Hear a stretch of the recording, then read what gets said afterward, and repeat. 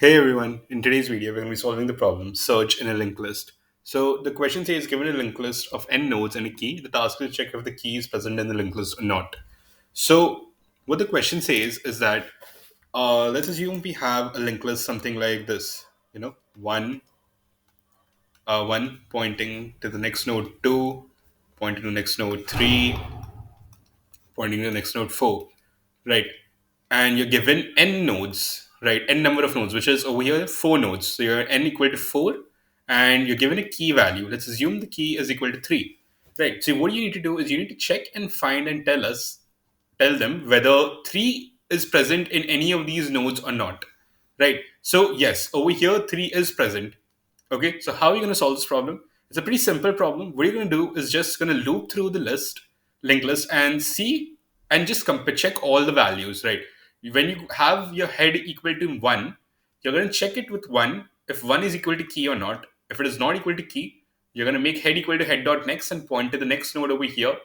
When then you check with two if two is equal to three. If two is not equal to three, you just move your head over here, and then you check with 3. If 3 is present, then you just return a true. If not, return a false, right? It's a pretty simple problem, guys. So let me just code it out for you guys.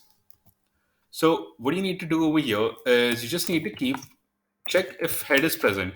You need to run the loop while head is present, right? You need to check if head dot data is equal to key. If it is equal to key, then just return true.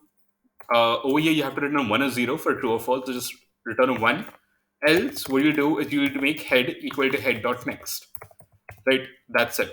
That's the whole code, and in the end you just return a 0, because if nothing is present and we go to a null pointer at the very end, this means that there's nothing, the key value is not present in the linked list. You can just return a 0. So let's run the code.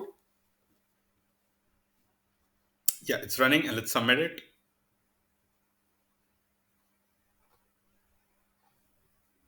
So yeah, it's submitted.